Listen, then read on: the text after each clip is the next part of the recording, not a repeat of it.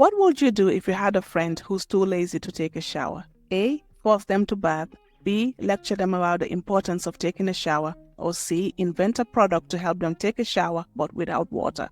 Well, the third one is exactly what Ludwick Marishane did. He invented a successful product that was born out of a simple idea sparked by his friend's reluctance to take a shower. And in this video, we're going to use the marketing mix of product, price, place, and promotion to analyze its success, starting with product. In 2007, a 17-year-old young boy in South Africa who grew up in a poor neighborhood was with his group of friends. One of them was too lazy to get up and go take a shower. And when his friends kept nagging him to go and take a bath, he fired them with a question. Why doesn't somebody invent something I can just put on my skin that I don't need to bath? This was when an idea sparked into young Ludwick's head and he ran home and started researching. He told Forbes, "Immediately I knew I was a customer for this. I also hated showering. I have never been a fan because of the bucket bath. We had to boil water. We were always on a schedule and I was never a fan. The other was what exposed me to my mom."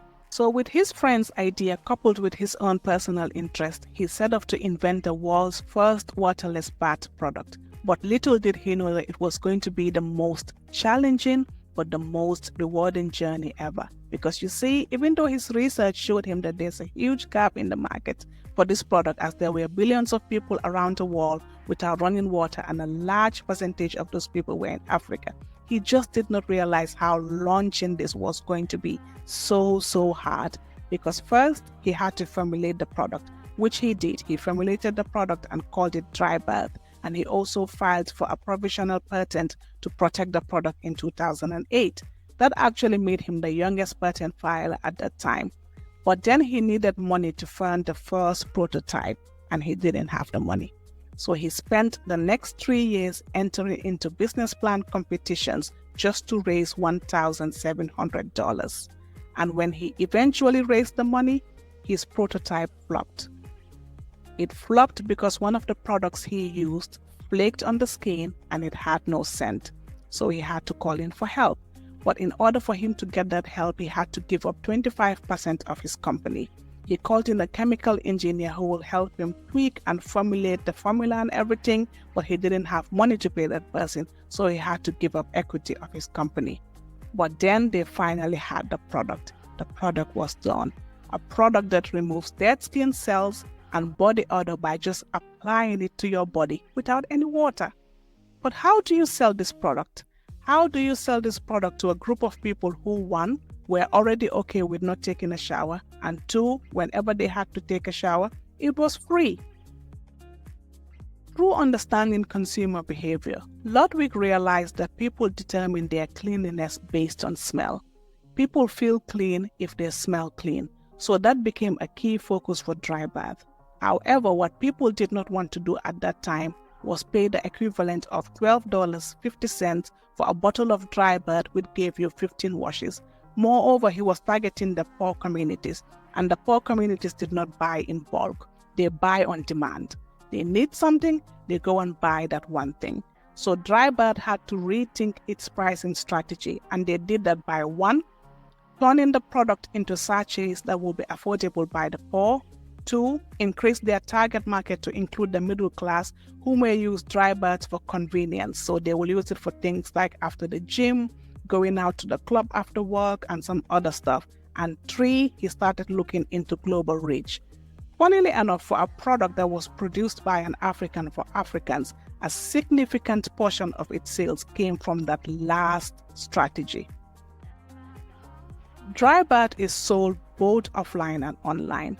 But interestingly, close to 90% of the product is sold by export. And this is due to the fact that places like US and Europe, where water and shower products are abundant and people don't have issues accessing that. But there's one thing that people have issues with over there, which is environmental issue. There's an increased awareness of environmental issues and the desire for sustainable living. That's what people love. And one of those things that they want to save is water when they can and if they can. And DryBath is the perfect product that aligns with those values. And plus, it's also convenient People in US and Europe live a fast-paced lifestyle. They can be juggling jobs, 2 to 3 jobs, or they can be juggling school and so many things. So DryBath is one of those products that appeals to them because it's a waterless bath that they can use to go between their jobs. And then the final segment of this is promotion. How is this product promoted? But instead of me letting you know, let me let Ludwick himself tell you how. In that model, we also learned a lot in terms of implementing the product. We realized that even rich kids from the suburbs really want DryBath, at least once a week. Anyway, we realized that we could save 80 million liters of water on average each time they skipped a bath.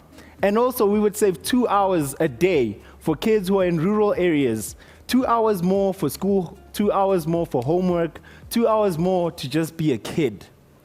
After seeing that global impact, we narrowed it down to our key value proposition, which was cleanliness and convenience. DryBath is a rich man's convenience and a poor man's lifesaver. Having put the product into practice, we're actually now on the verge of selling the product onto a multinational to take it to the retail market. And one question I have for the audience today is, on the gravel roads of Limpopo, with an allowance of 50 Rand a week, I came up with a way for the world not to bath. What's stopping you? I'm not done yet. And another key thing that I learned a lot throughout this whole process, last year Google named me as one of the brightest young minds in the world. I'm also currently the best student entrepreneur in the world, the first African to get that accolade. And one thing that really puzzles me is I did all of this just because I didn't want to bath. Thank you.